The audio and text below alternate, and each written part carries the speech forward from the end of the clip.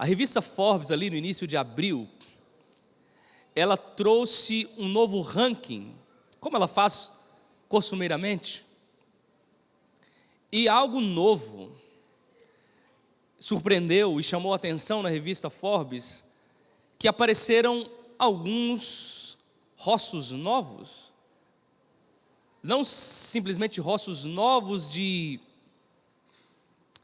não estavam ali, mas eram novas pessoas que agora estavam, mas pessoas novas, jovens, abaixo dos 30 anos. Aliás, desde 2019, o fenômeno que nós vemos, a gente não estava acostumado a ver, que é pessoas jovens, abaixo de 30 anos, como bilionárias. E o que chamou a atenção é que todos esses rostos novos, esses jovens abaixo dos 30 anos, muitos deles nem sequer haviam começado um curso, um trabalho ou alguma situação.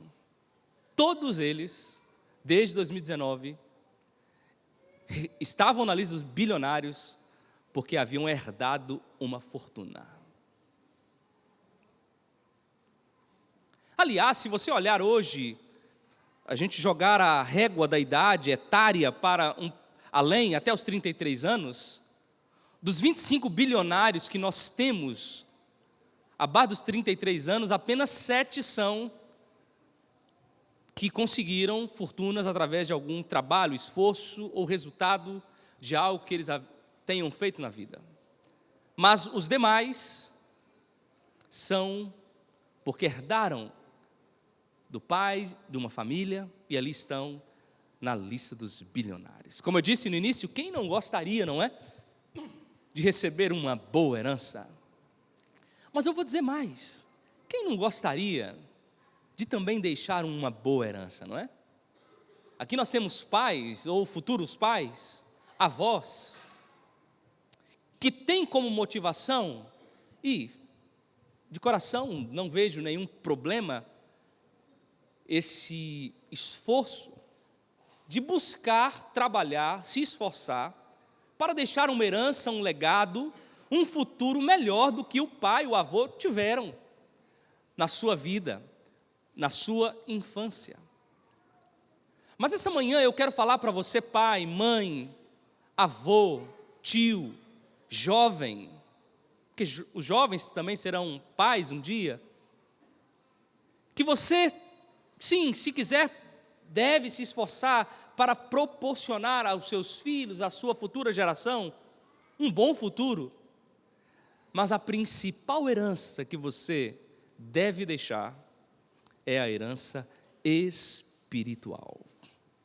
Não adianta investir simplesmente nas coisas desse mundo.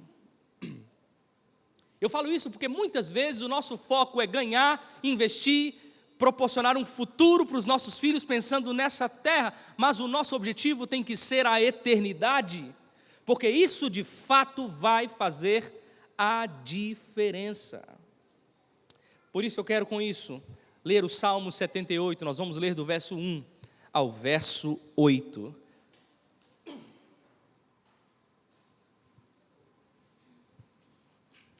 Escutai, povo meu, a minha lei, prestai ouvidos às palavras da minha boca.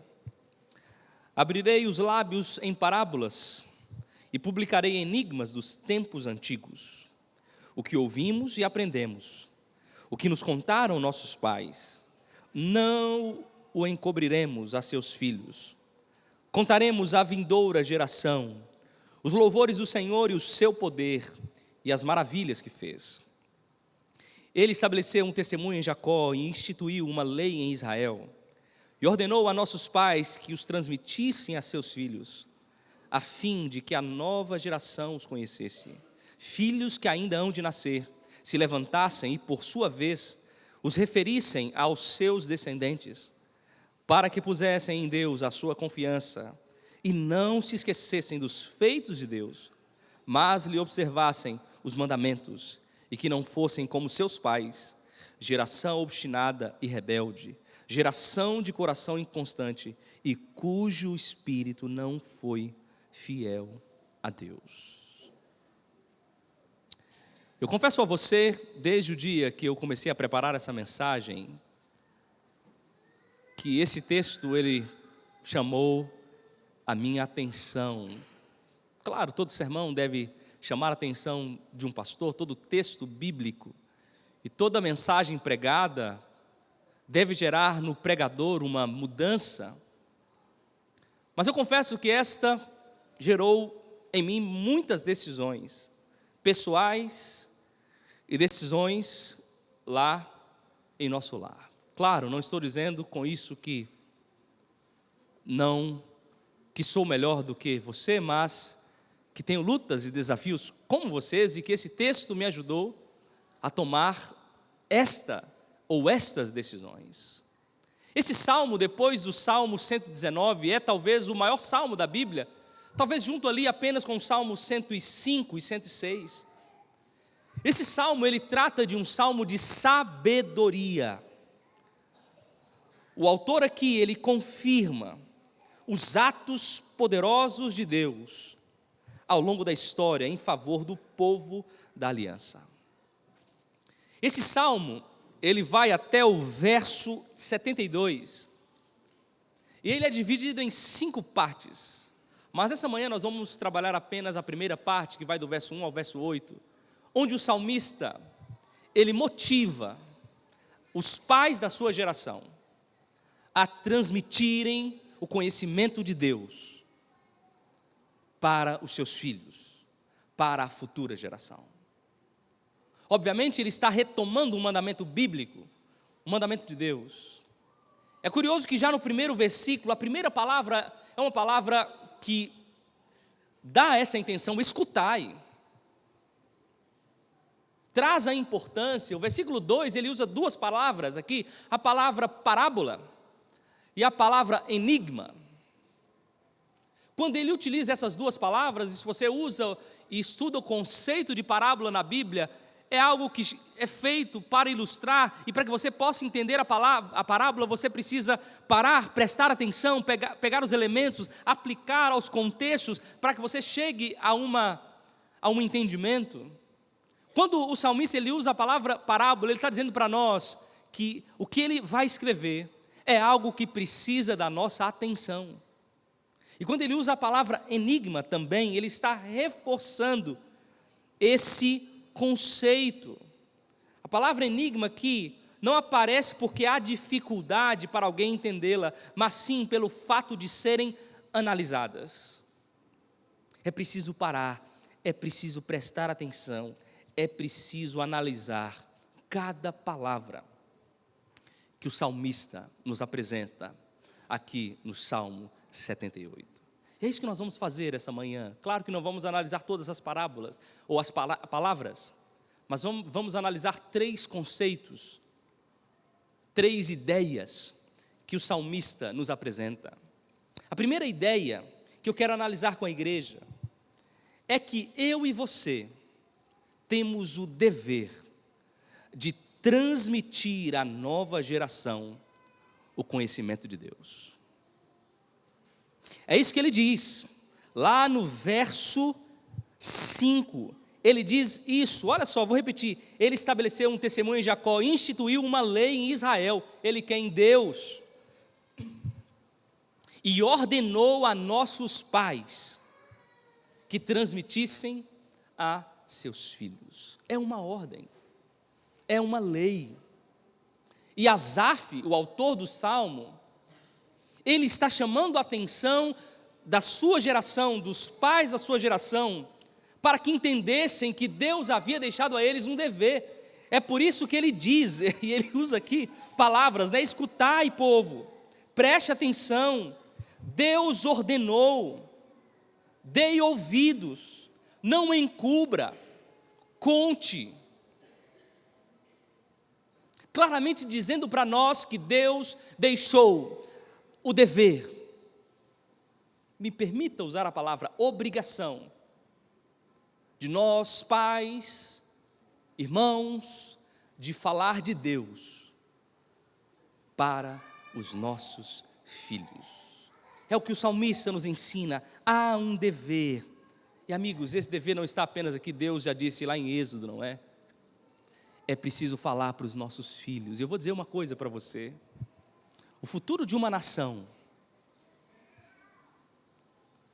está intimamente relacionado ao passado.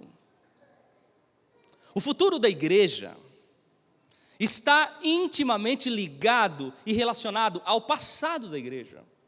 O futuro de uma família, de uma geração, está intimamente ligado ao passado dessa geração. Em outras palavras, o que eu e você estamos fazendo no presente será o passado do futuro dos nossos filhos.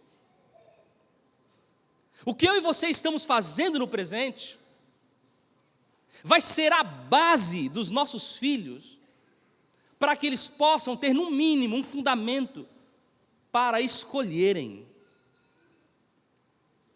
o que é bom e o que não é bom. É por isso que o salmista diz: vocês precisam se esforçar. Por isso eu digo para você, meu querido amigo, meu querido irmão, fazer bem feito agora é dar à nova geração, aos nossos filhos, um mínimo de uma base para que eles possam escolher o que é bom.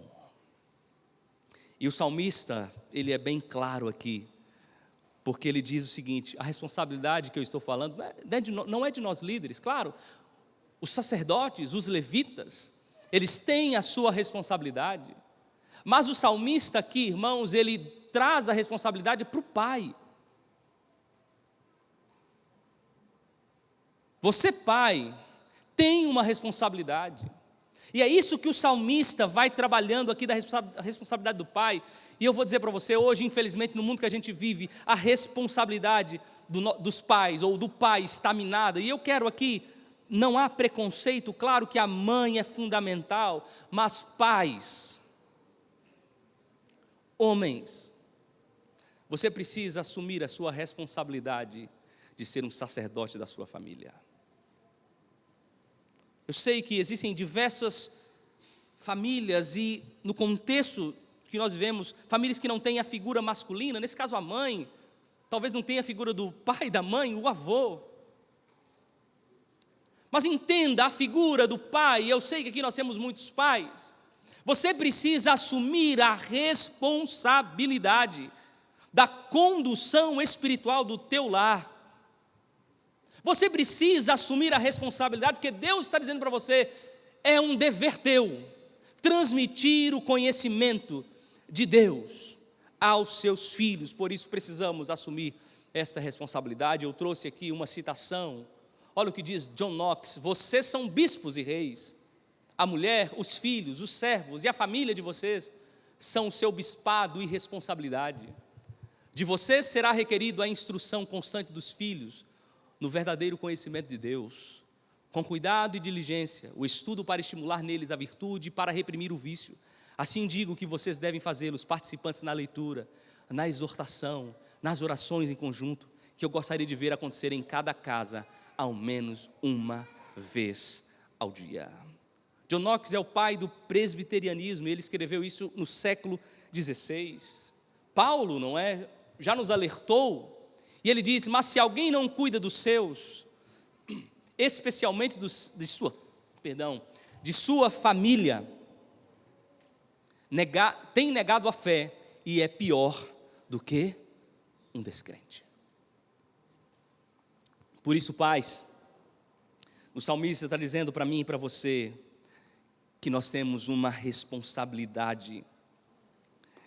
E eu vou dizer que muitos de nós temos falhado em algum momento, falhamos, temos negligenciado a transmissão do conhecimento de Deus aos nossos filhos. Por isso eu pergunto: que herança você quer deixar para o teu filho? Falo isso com muito carinho, como seu pastor. Que legado você tem deixado para o teu filho? Claro, lute para o sucesso dele, mas lute pelo principal sucesso, o sucesso espiritual. Eu quero contar uma ilustração. Eu ouvi essa ilustração viajando com o Clube dos Provadores, lá no NAS, pastor Henrique, um amigo. Eu quero usar essa ilustração. E ele conta, né? É uma ilustração mesmo. E eu quero que você possa imaginar nessa manhã que você está passando um final de semana, alguns dias na fazenda, ou em alguma casa da fazenda. Você e os seus filhos, sua esposa, vocês vão dormir à noite, e você acorda um pouquinho assustado com algum barulho dentro de casa, e você levanta, e você vai. E quando você percebe, tem uma onça dentro da sua casa. Bem perto de você tem um machado e um facão. O que você faria? Você deixaria a onça atacar os seus filhos, a tua esposa? Ou você pegaria o machado e o facão para tentar matar a onça? Eu sei que nós amamos os animais, não é? Mas nesse caso, para proteger a nossa família, a gente faria o quê? Tentaria ou mataria a onça. Olha aqui para mim, querida igreja, Satanás, como um leão, todo dia, vem faminto para cima da tua esposa. Satanás, como um leão, ele vem querendo devorar os teus filhos, porque ele sabe que pouco tempo lhe resta. Satanás, todo dia, como um leão, e é todo dia, é todo momento, ele vem para destruir o teu lar.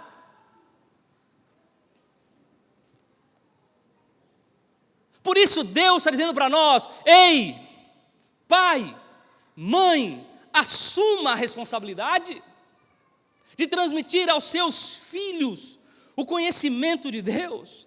Deus colocou você, pai, como guardião do teu lar, para proteger a tua família do inimigo, desse leão que está querendo devorar, para proteger as nossas crianças, as nossas esposas, os nossos filhos.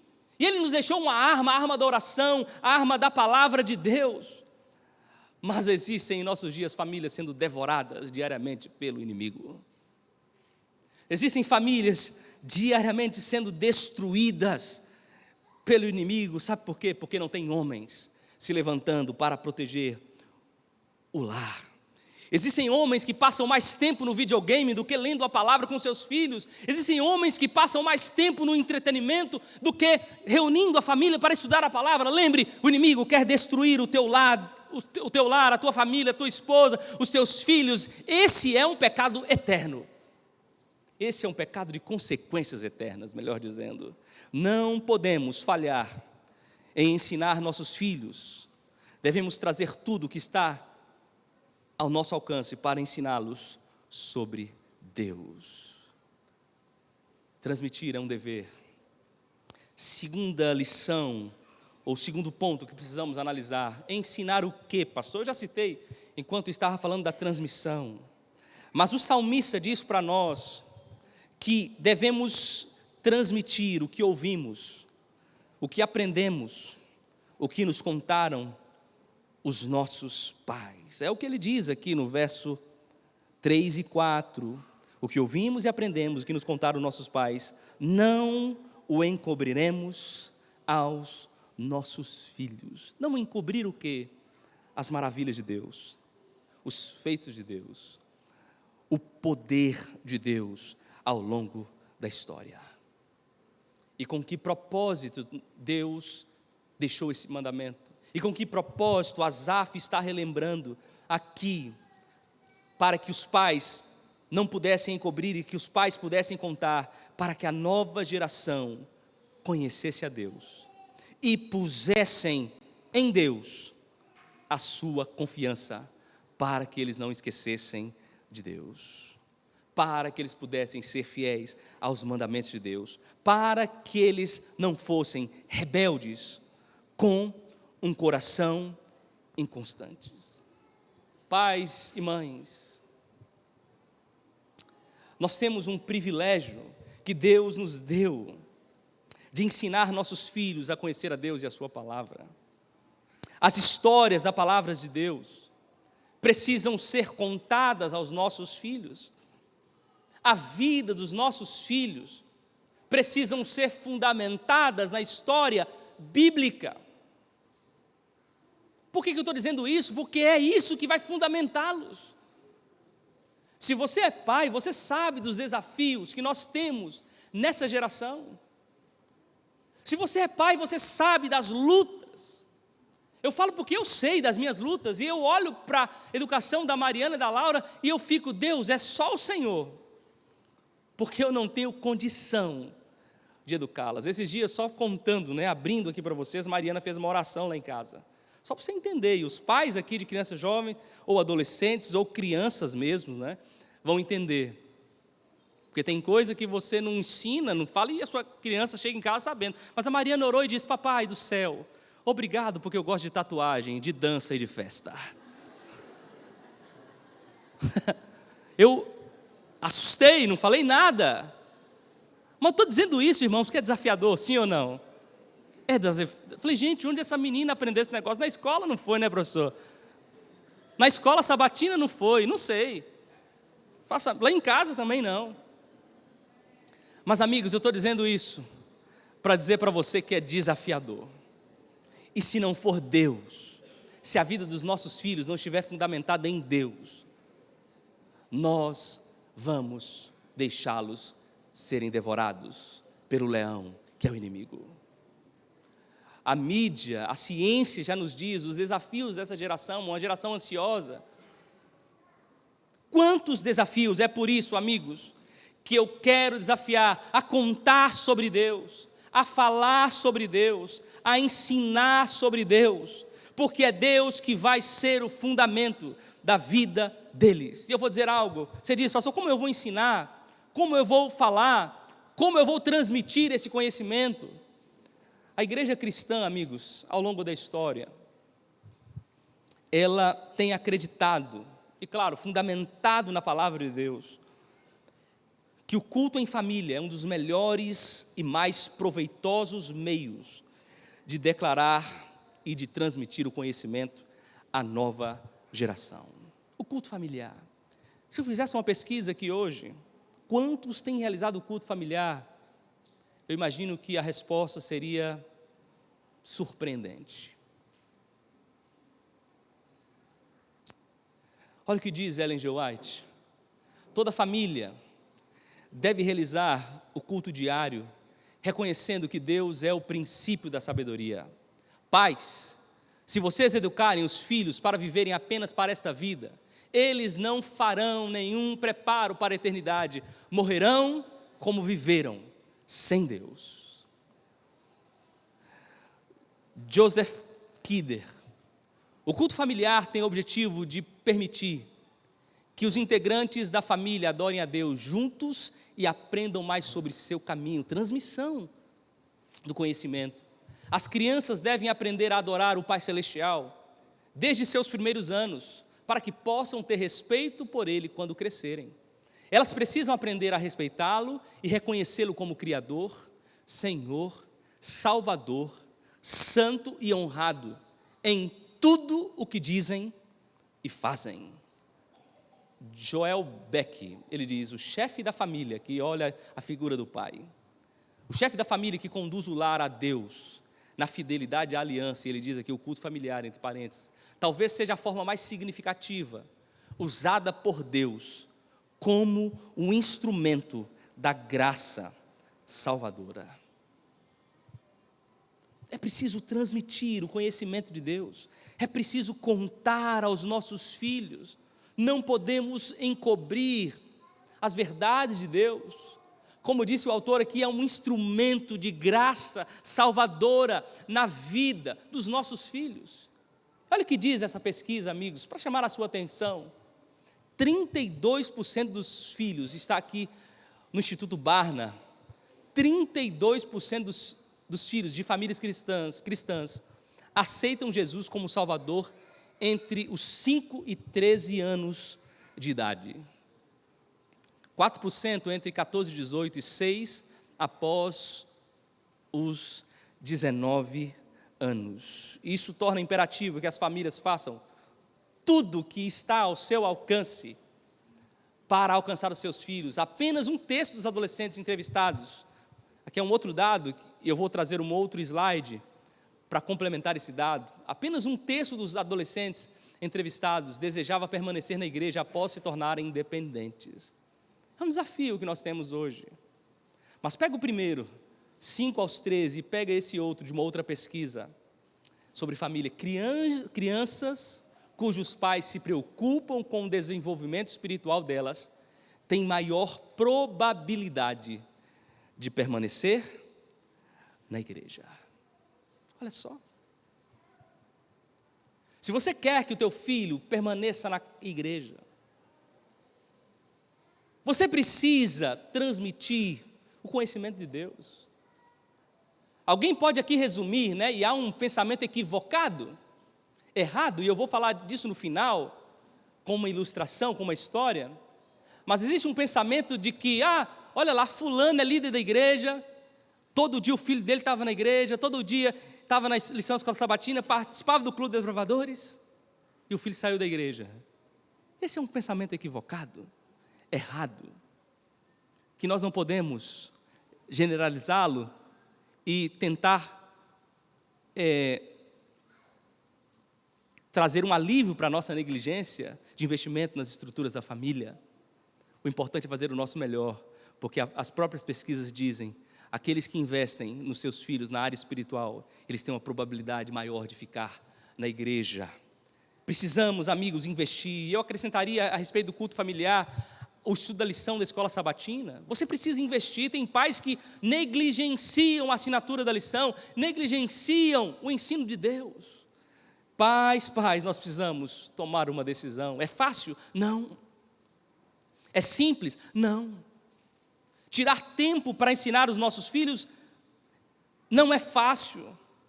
Na verdade, é um sacrifício que eu e você precisamos fazer. Vai dar trabalho, vamos ter que educar a nós mesmos, vamos ter que buscar um equilíbrio, vamos ter que perder para que isso possa ser um ganho para a nossa família.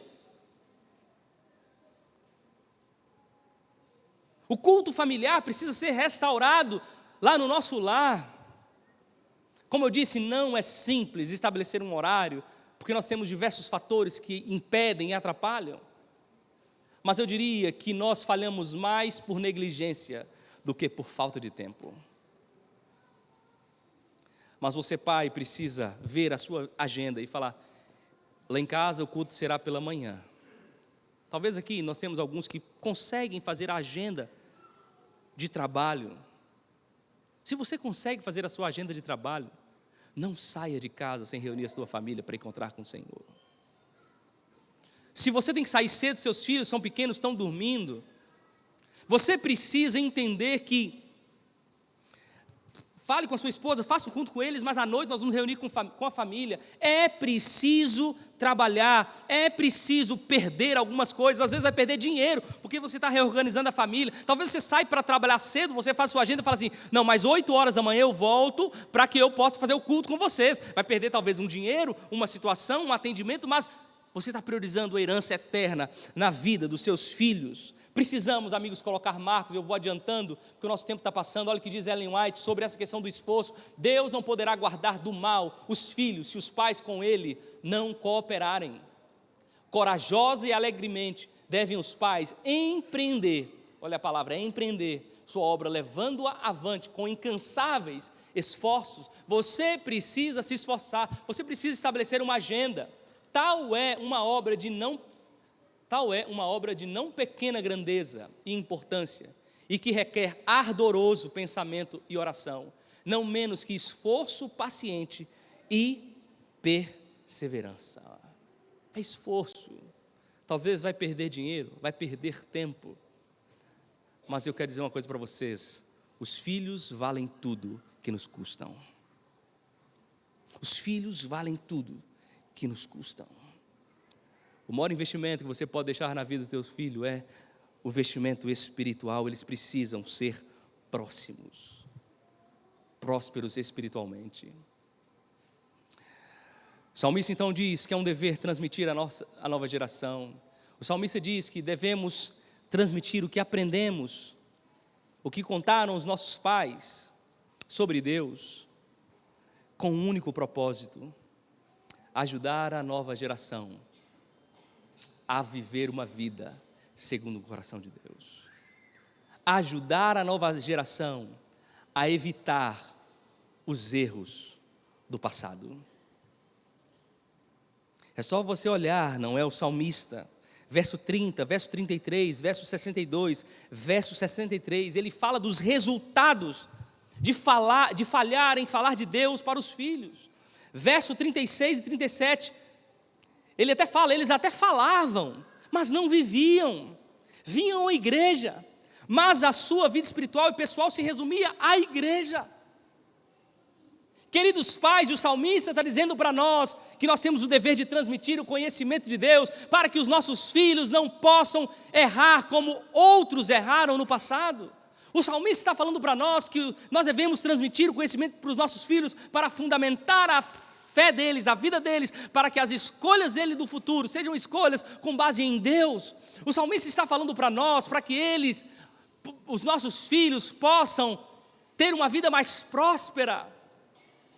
Porque se nós não transmitirmos o conhecimento de Deus, os nossos filhos vão perecer. Em outras palavras, é isso que o salmista está dizendo. E eu pergunto, por que nós vamos persistir no erro?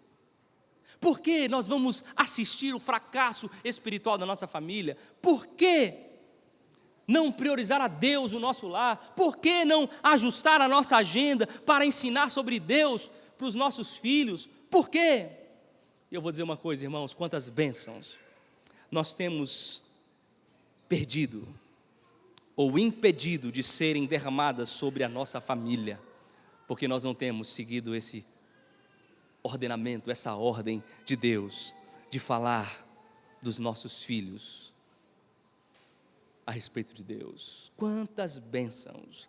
É por isso que essa manhã eu quero levar você pai, você mãe, você avô, porque nessa luta hoje, né, os avós, eles têm um papel importante também na formação dos filhos, dos netos. Eu quero levá-lo a tomar uma decisão de priorizar a Deus lá no teu lar, lá na tua família, de tirar tempo para que você possa ensinar os seus filhos sobre Deus, de restaurar o altar da família, que é o culto, lá no teu lar, para que o teu filho e a tua família estejam nas mãos de Deus e não do inimigo. E como eu disse, né, talvez existam pais aqui que estão dizendo, pastor, eu fiz tudo isso, mas meu filho saiu da igreja. Eu termino com uma história da minha avó. Minha avó, Nara Moreira Guimarães, alguns a conhecem, trabalhou na educação adventista muitos anos. Ela morreu aos 80 anos e literalmente ela morreu dando aulas. Estava aposentada, mas deu aula até o dia que morreu, porque ela morreu na madrugada. E minha avó, ela teve 6 filhos, sendo que 3 saíram da igreja, olha só. Um, inclusive, foi obreiro dessa igreja, saiu. Na verdade, os 3 saíram na vida adulta, curioso. Minha avó, quando morreu, ela tinha um hábito, ela morava lá com os meus pais, de orar toda madrugada. E ela orava e escrevia num caderno, ela tinha aqueles caderninhos Tilibra. Você já viu o caderno Tilibra? Aqueles coloridinhos, azul, amarelo e tal. E ela tinha lá um tanto. E ela morreu e ficou aqueles cadernos, né? Vamos queimar e tal. Passei os olhos rapidamente no caderno e lá tinha a data e ela escrevia a oração, toda a oração. E todo dia ela orava pelos seus filhos, mas principalmente pelos 3, para que eles pudessem retornar para os caminhos do Senhor.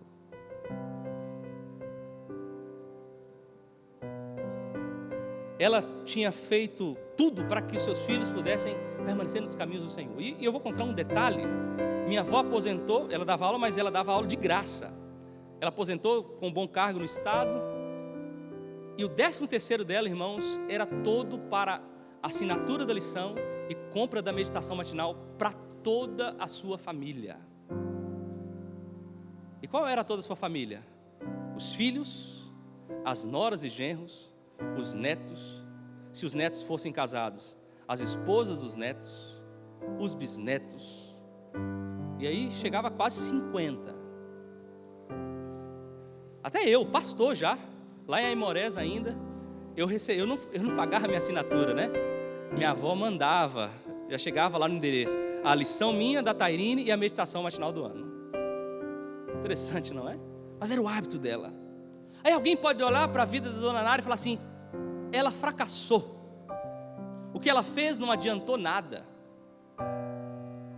Olha lá, os filhos estão fora da igreja. Claro, todo pai, toda mãe tem suas falhas, tem suas lutas, tem os seus erros. Como eu disse, amigos, olhar e criticar alguém por ter investido nos seus filhos e os filhos terem saído da igreja é um erro e é uma justificativa sobre um outro erro pessoal. Quando eu olho para minha avó, eu entendo e aprendo algumas coisas. Primeiro, é preciso fazer o melhor para educar os nossos filhos nos caminhos do Senhor, amém? Você precisa fazer o seu melhor. Você precisa fazer tudo o que estiver ao teu alcance para que os teus filhos, para que a tua família permaneça nos caminhos do Senhor. Se é para comprar lição, eu vou comprar. Se é para pagar a inscrição para ir para o Campuri, eu vou pagar. Se é para isso, se é para aquilo, eu não vou economizar em nada para as coisas do Senhor. Eu vou fazer o meu melhor. Mas saiu da igreja, pastor? Eu fiz o meu melhor. Amigos, e aqui é um pensamento pastoral. Eu não creio que Deus não vai ouvir a oração de um pai e de uma mãe que fez o seu melhor para que o seu filho pudesse permanecer nos caminhos do Senhor. Continue orando, continue clamando. Deus vai ouvir essa oração porque você fez o seu melhor.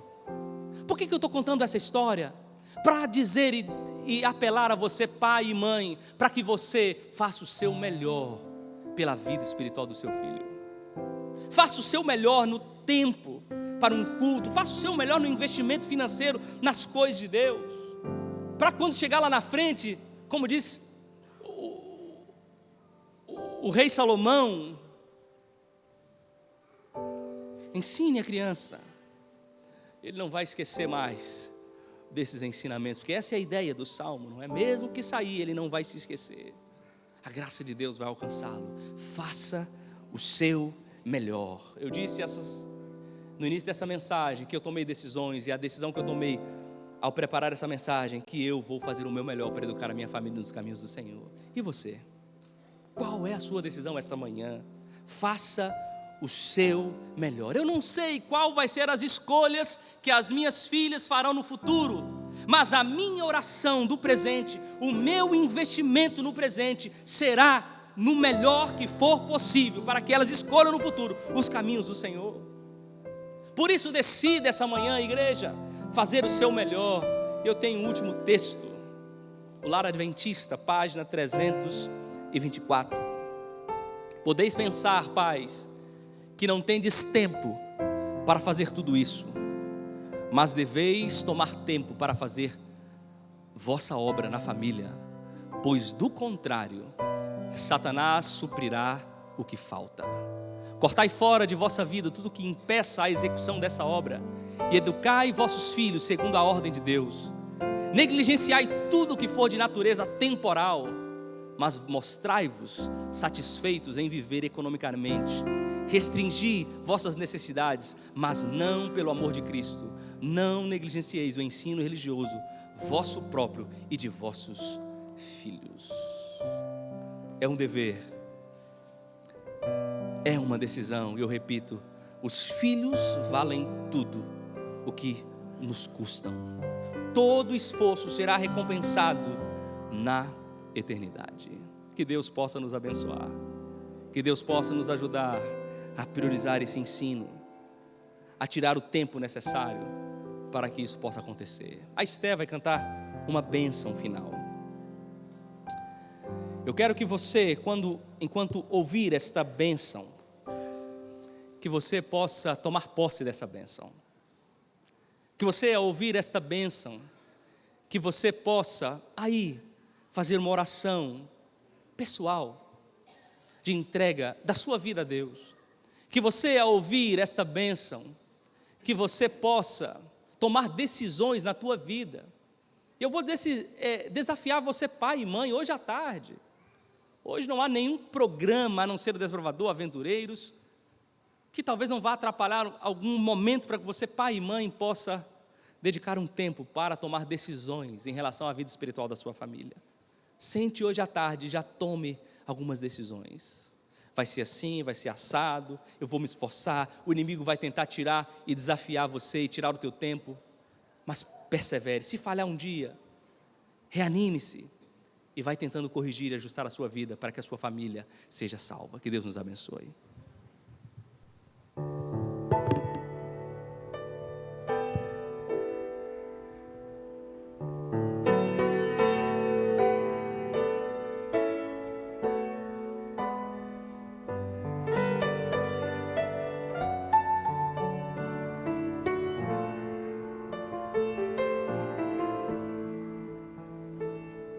De todo meu coração quero pedir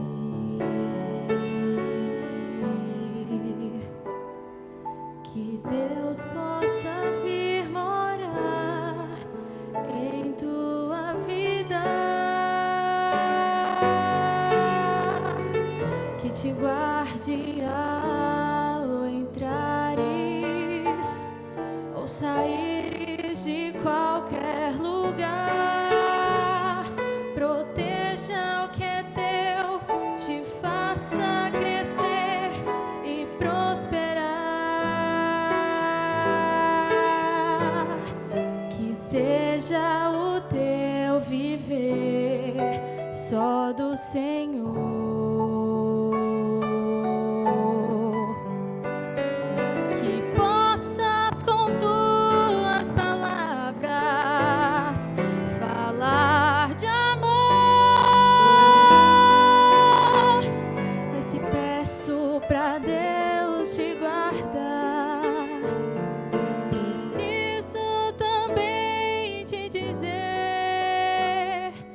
Permite que Deus transforme teu viver.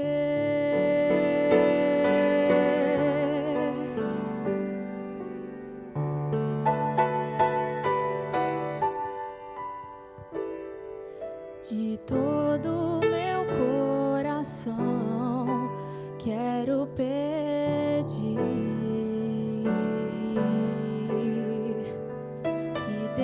possa vir morar em tua vida, que te guarde ao entrares ou saíres de qualquer lugar, proteja o que é teu, te faça crescer e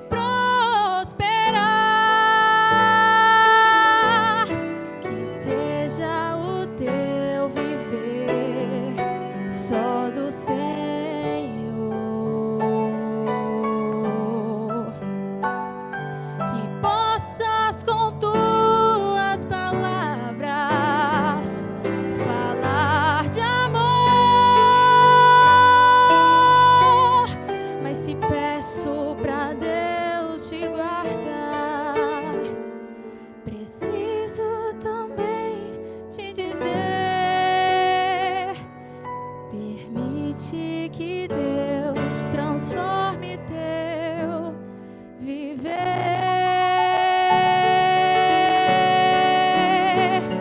para que viva sem medo e sem culpa, para que encontres a paz do Senhor, sem perder a esperança de ver Jesus voltar.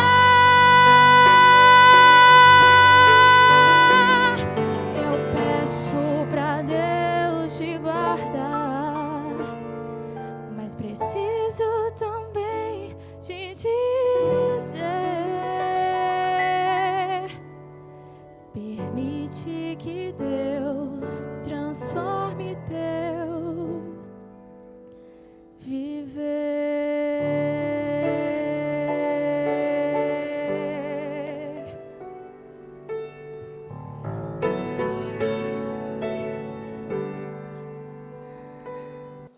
Talvez algum pai possa estar pensando aí, pastor, a minha oportunidade já passou.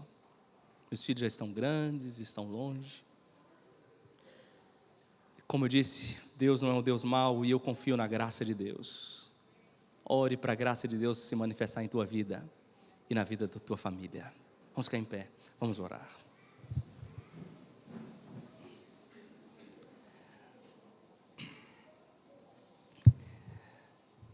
Querido Deus,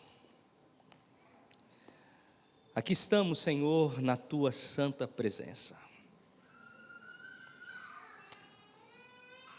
Louvamos a Ti porque temos a Tua palavra, Senhor. Esse livro que entra em nossa vida como espada para mudar, para transformar, para dividir a nossa vida. E nessa manhã, Senhor, de fato nós fomos impactados pelo Teu Santo Espírito e por Tua palavra. E aqui estamos, Senhor, dispostos a fazer tudo o que estiver ao nosso alcance, o esforço que for necessário para transmitir o conhecimento do Senhor aos nossos filhos, à nova geração. Nós não podemos falhar mais, nós não podemos negligenciar esta ordem tão fundamental para o nosso futuro e principalmente o futuro dos nossos filhos, da nossa família. Ó Deus, que a Tua graça se manifeste na vida daqueles que não tiveram essa oportunidade de decidir ou não tiveram a oportunidade de tomar essa decisão com base numa mensagem, num texto bíblico como esse. Que a Tua graça se manifeste na família e que o Teu Espírito possa ir incomodando os filhos, o esposo, os familiares para retornarem aos caminhos do Senhor. Peço também, Senhor, que a Tua graça se manifeste na vida dos filhos, daqueles pais que fizeram o que estava ao seu alcance para educá-los nos caminhos do Senhor, mas o filho, na vida adulta, escolheu um outro caminho. Que a Tua graça se manifeste e esse filho possa retornar aos Teus caminhos, que seja no último momento desse mundo, mas que eles não possam perder a eternidade.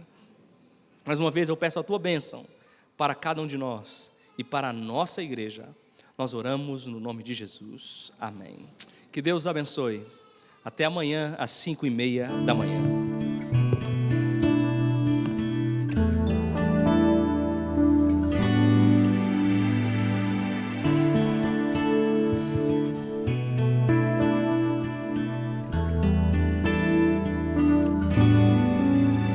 Hoje aqui, meu Jesus me tomou em seus braços e senti o calor do Espírito Santo.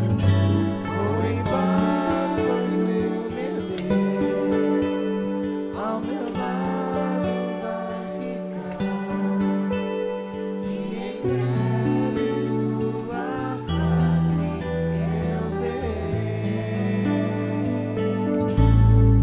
lá no céu.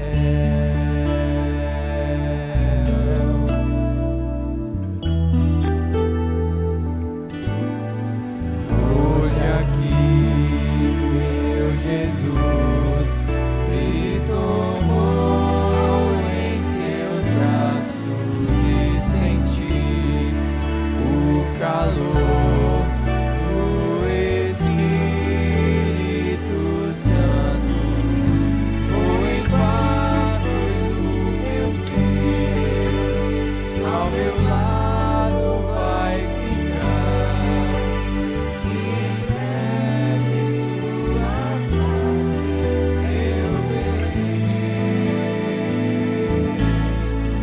lá no céu.